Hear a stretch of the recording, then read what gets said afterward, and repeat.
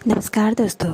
हम पढ़ रहे थे ई गवर्नेंस के बारे में, जिसमें हमने सबसे पहले समझा था ई गवर्नेंस क्या होती है। यानी कि किसी देश के नागरिकों को सरकारी सेवाएं में सूचनाएं प्रदान करने के लिए सूचना एवं संचार प्रौद्योगिकी का संबंधित यानी कि मिला जुला प्रयोग करना ही हमारा ई गवर्नेंस कहलाता है। यानी कि सरकार को स्मार्ट बनाना ही हमारा क्या होता है, ई गवर्नेंस कहलाता है। और ई गवर्नेंस के अंतर्गत हमने सबसे पहले ई गवर्नेंस का मीनिंग समझा था। यानी कि जो ई गवर्नेंस है वो दो शब्दों से मिलकर बना है, ई और गवर्नेंस। ई का मतलब होता है इलेक्ट्रॉनिक, एंड गवर्नेंस यानी प्रशासन, शासन यानी कि सरकार के काम करने के जो तरीके होते हैं उसको हम शासन कहते हैं। और उसके बाद हमने इसमें हमने समझा था कि जो ई गवर्नेंस की शुरुआत है सबसे पहले विश्व में जो है 1969 यानी कि 1969 में यूएसए में हुई थी, जब ARPANET की शुरुआत की गई थी। उसके बाद भारत में ई गवर्नेंस की शुरुआत 1970 के दशक में हुई थी। और किस दौरान हुई थी, यानी कि किस चीज़ में हुई थी? चुनाव, जनगणना, कर प्रशासन आदि से संबंधित कार्यों के प्रबंधन यानी कि मैनेजमेंट के लिए आईसीटी के अनुप्रयोगों पर ध्यान देने के साथ भारत में ई गवर्नेंस की शुरुआत हुई थी। और 1970 में इलेक्ट्रॉनिक्स विभाग की स्थापना की गई थी। और ये सब हमने पिछली जो वीडियो है उसमें हम ई गवर्नेंस के घटक भी पढ़ चुके हैं। और उसके बाद हम पढ़ रहे थे हमने ई गवर्नेंस के जो चरण हैं 4 वो भी हम कर चुके थे। और हम पढ़ रहे थे भारत में ई गवर्नेंस के प्रमुख प्रयास, जिसमें हमने सबसे पहले सिटीजन चार्ट पढ़ा था। जिसे सिटीजन चार्ट में क्या होता है कि नागरिकों के घोषणा पत्र भी कहा जाता है। यानी कि हर सरकारी दफ्तर यानी जो ऑफिस होता है उसके बाहर पे एक बोर्ड लगा होता है, जिसमें सारी चीज़ें संक्षेप में लिखी होती है कि यहाँ पे और किस विभाग में क्या क्या जो सेवाएँ हैं वो प्रदान की जाती है, किस देश में, ताकि जो नागरिक होते हैं उनको असुविधा ना हो। इस चीज़ के बारे में जो ये बोर्ड लगा होता है उसको सिटीजन चार्ट कहते हैं। और दूसरा जाता है हमारा IRCTC यानी Indian railway catering and tourism corporation, जिसकी स्थापना हुई थी हमारी 27 सितंबर 1999 को। हम ये भी पढ़ चुके थे। उसके बाद आ जाता है सूचना तकनीकी अधिनियम 2000 यानी कि IT एक्ट 2000 के बारे में पढ़ चुके थे। और उसके बाद राष्ट्रीय ई शासन के बारे में पढ़ा था, जिसमें हमने Aadhaar card, common service centre, my government और PM दिशा के बारे में पढ़ा था। आज हम पढ़ेंगे डिजिटल इंडिया। और डिजिटल इंडिया जो है 1 जुलाई 2015 को प्रारंभ किया गया था, यानी कि PM मोदी ने प्रारंभ किया था। और इसका स्लोगन है यानी कि थीम है हमारी इसकी क्या है, पावर टू एम्पावर, यानी कि सरकार को सशक्त बनाने के लिए शक्ति। तो ये क्या है, भारत सरकार की एक पहल है। इसका उद्देश्य देश के प्रत्येक ग्राम पंचायत को ब्रॉडबैंड यानी कि इंटरनेट वाईफाई सेवा से जोड़ना तथा साथ ही यह सुनिश्चित करना कि बिना कागज़ के इस्तेमाल के सरकारी सेवाएं इलेक्ट्रॉनिक रूप से जनता तक पहुंच सके। इसका मुख्य उद्देश्य था। जो डिजिटल इंडिया है ना, इसके जो घटक हैं उसके कितने घटक हैं? ये हैं 3 घटक हैं। और कौन कौन से हैं? डिजिटल आधारभूत ढांचे का निर्माण करना, इलेक्ट्रॉनिक्स रूप से सेवाओं को जनता तक पहुंचाना और डिजिटल साक्षरता इसके प्रमुख घटक हैं। और डिजिटल इंडिया के जो स्तंभ है ना, डिजिटल इंडिया की प्रमुखता क्या है? 9 स्तंभ है। तो एग्जामिनर पूछ सकता है कि डिजिटल इंडिया के कितने स्तंभ है? कि डिजिटल इंडिया के 9 स्तंभ है। कौन कौन से?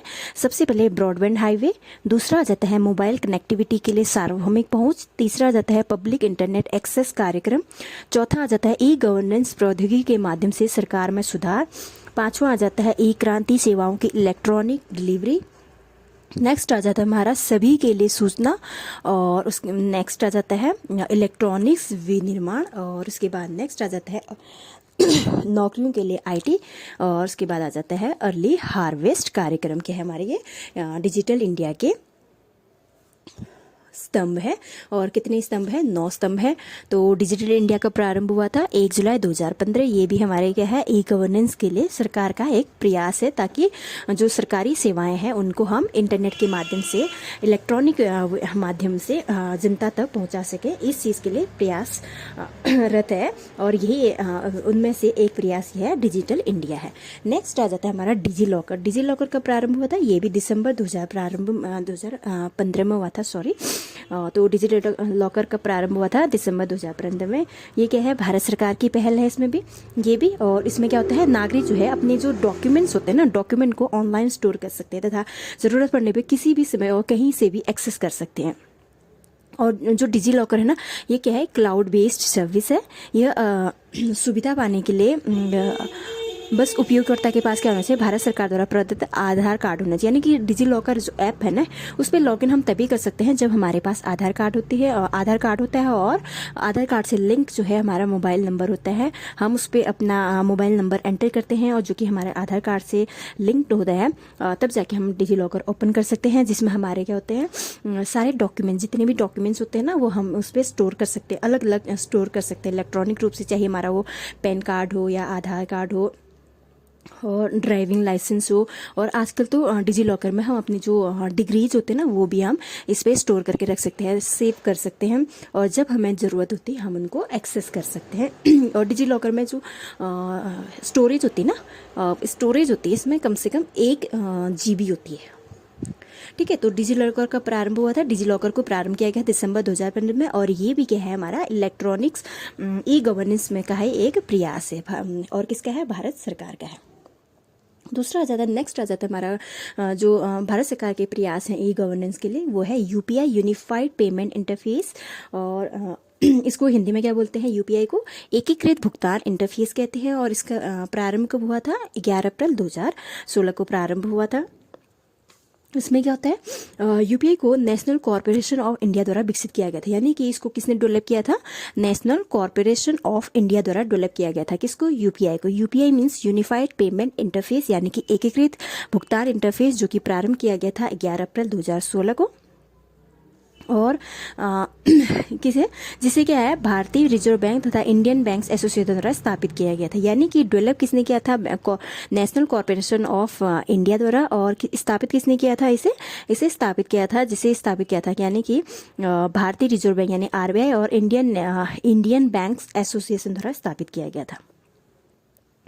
ठीक है, तो फिर नेक्स्ट आ जाता है हमारा जो सरकार ई गवर्नेंस हेतु जो प्रयास है गवर्नमेंट का, सरकार का, भारत सरकार का, वो है भीम है। भीम मीन्स, भीम का फुल फॉर्म है, Bhim stand for Bharat interface for money. ठीक है, और ये कब प्रारंभ किया गया था, ये प्रारंभ किया गया 30 दिसंबर 2016 को। यूपीआई का प्रारंभ किया गया था, ये यूपीआई प्रारंभ किया गया था 11 अप्रैल 2016 को, जबकि भीम प्रारंभ किया गया था, भीम ऐप जो है वो प्रारंभ किया गया था 30 दिसंबर 2016 को। भीम में क्या होता है, वित्तीय लेन देन होता है, यानी कि जब हम ऑनलाइन पेमेंट करते हैं उस चीज़ के लिए हम यूज़ करते हैं, और भारत सरकार की है ये, यानी कि वित्तीय लेन देन हेतु भारत सरकार के उपक्रम भारतीय राष्ट्रीय भुगतान निगम NPCI द्वारा आरंभ किया गया था। और भीम क्या है, भीम एक मोबाइल ऐप है, यानी कि हम फ़ोन पे भीम ऐप को डाउनलोड करके इंस्टॉल कर सकते हैं, और उसके बाद उसमें हम अपने अकाउंट से लिंक करके जो पेमेंट होती है ऑनलाइन, जो लेन देन करते हैं, वो उस यूज़ के लिए यूज़ किया जाता है, उसके लिए यूज़ किया जाता है। किसको, भीम ऐप को। क्या है, ये मोबाइल ऐप है, और किसके द्वारा विकसित किया गया था, ये किया गया था भारतीय राष्ट्रीय भुगतान निगम यानी कि NPCI द्वारा प्रारंभ किया गया था। और कब प्रारंभ किया गया था, 30 दिसंबर 2016 को। नेक्स्ट आ जाता है हमारा ई गवर्नेंस का जो प्रयास है, वो है दीक्षा, यानी कि Diksha stand for digital infrastructure for knowledge sharing, यानी कि digital infrastructure for knowledge sharing. Diksha का फुल फॉर्म क्या है, digital infrastructure for knowledge sharing. और कब स्टार्ट किया गया था, ये स्टार्ट हुआ था 5 सितंबर 2017 को। ठीक है, और 5 सितंबर को और क्या होता है, ये होता है राष्ट्रीय शिक्षक दिवस होता है, दिवस भी मनाया जाता है। कब मनाया जाता है, 5 सितंबर को। और राष्ट्रीय शिक्षक दिवस क्यों मनाया जाता है, सर्वपल्ली राधाकृष्णन के जन्मदिन पर मनाया गया। और कब से मनाया जाता है राष्ट्रीय शिक्षक दिवस, 1962 में, जब छात्रों ने ना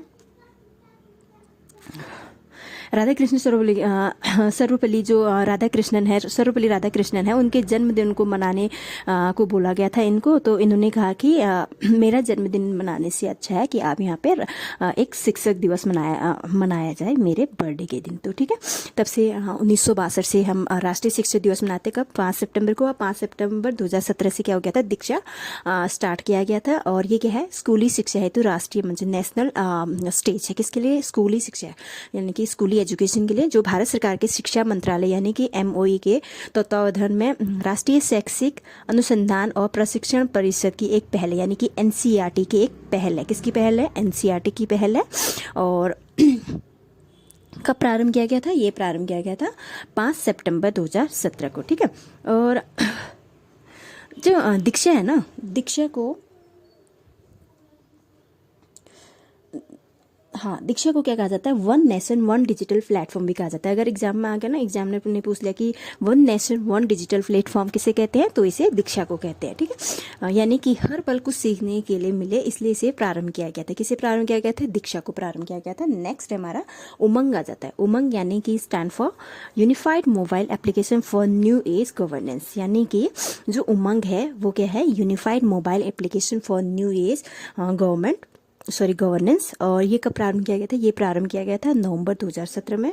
ये भी क्या है, भारत सरकार का एक मोबाइल ऐप है जिसके जरिए क्या है, नागरिक कई सरकारी सेवाओं का लाभ उठा सकते हैं। ठीक है, तो उमंग क्या है, ये भी एक भारत सरकार का एक मोबाइल ऐप है। और कब प्रारंभ किया, नवंबर 2017 में प्रारंभ किया गया था।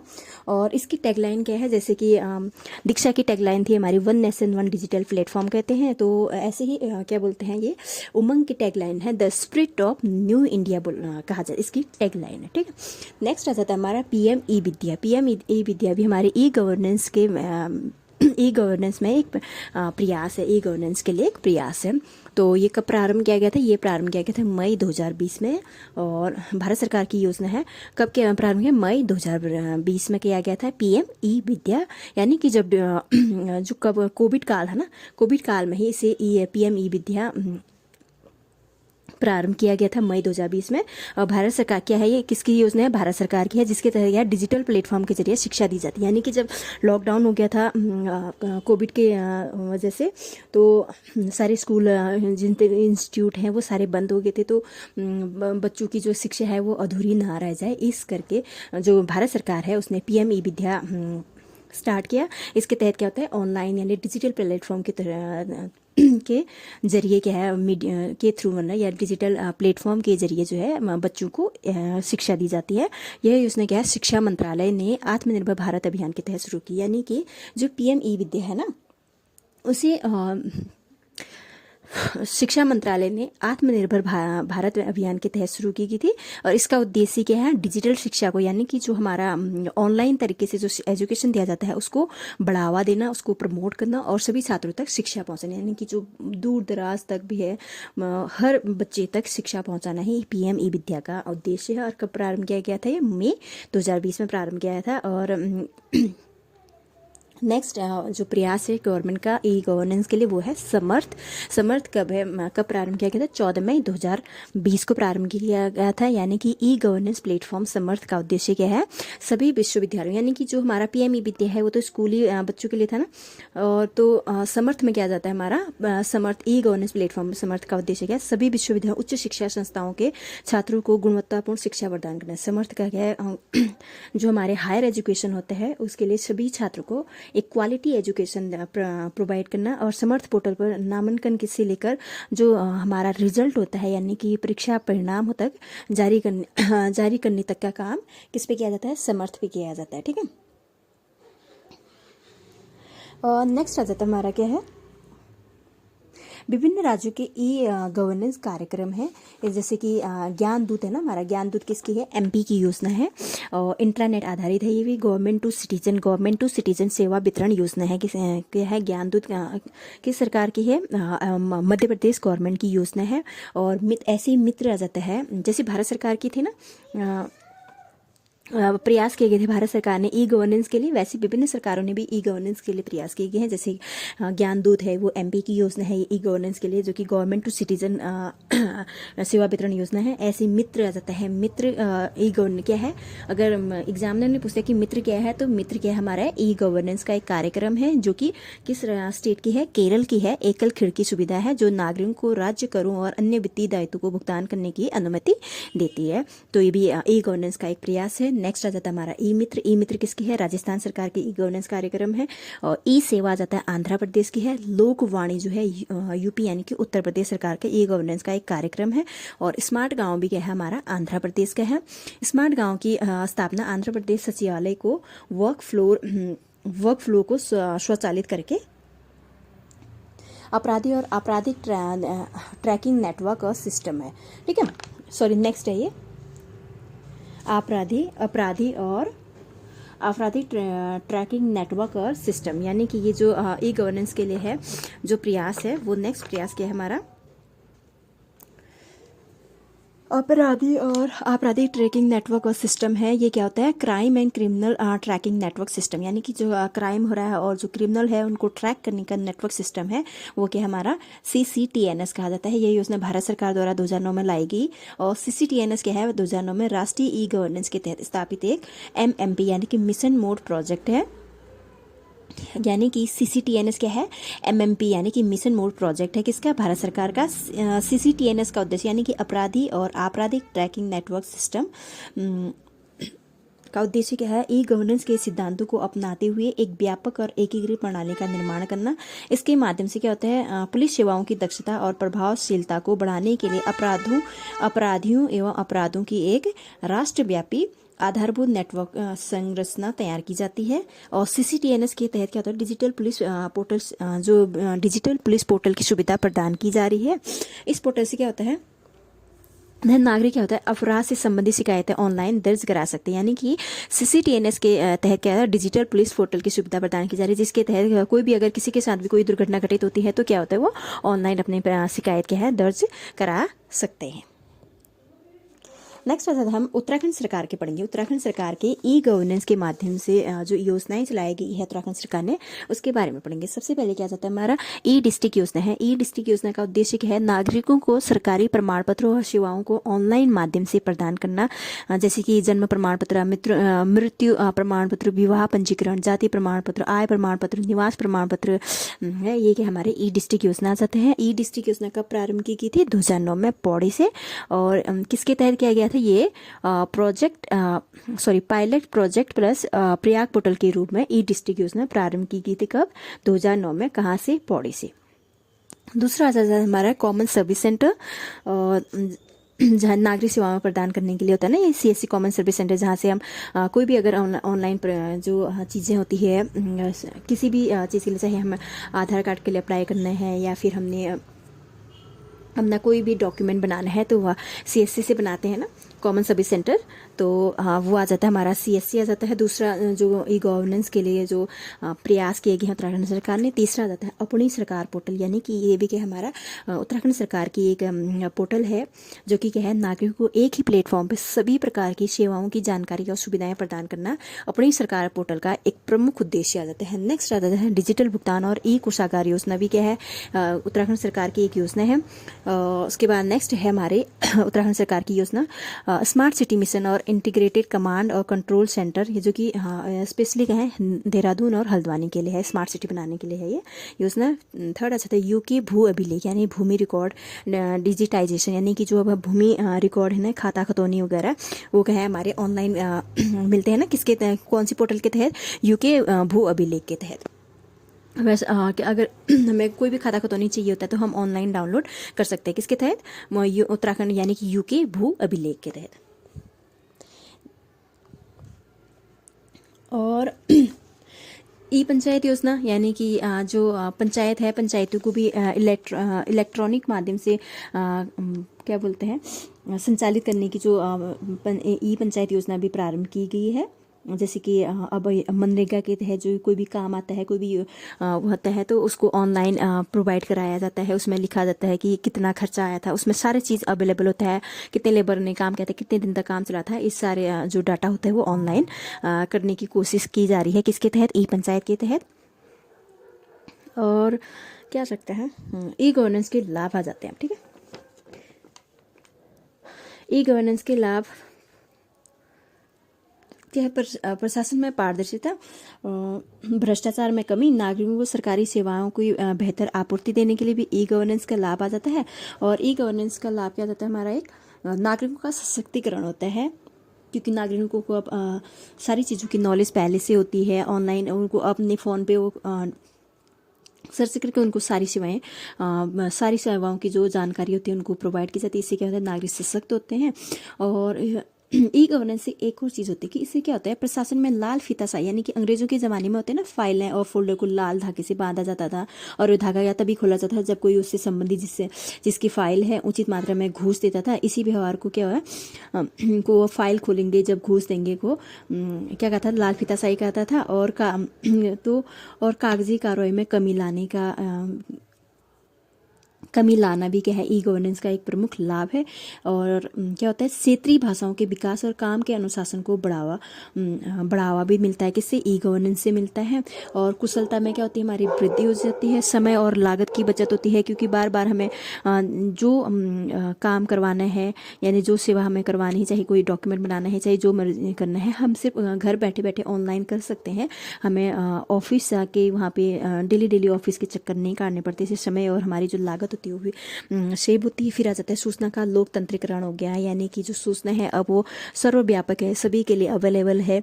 ऐसा नहीं है कि किसी को ही पता है नहीं होता। अब सूचना कहते हैं ऑनलाइन तरीके से हमें मिल जाती है, तो सभी लोगों को सूचना जानकारी होती है और जवाबदेही बढ़ जाती है, क्योंकि ऑनलाइन है तो ऑनलाइन प्रोसेस स्टार्ट हो गया है, तो हर चीज़ का अपडेट देना पड़ता है। तो अगर कहीं पे अगर डिले कर रहे हैं या इग्नोरेंस हो रही है, तो वहाँ पे उनको जवाबदेही देनी पड़ सकती है, हाँ क्यों डिले किया गया या क्यों इग्नोर किया गया किसी चीज़ को, जो सेवाएं हैं।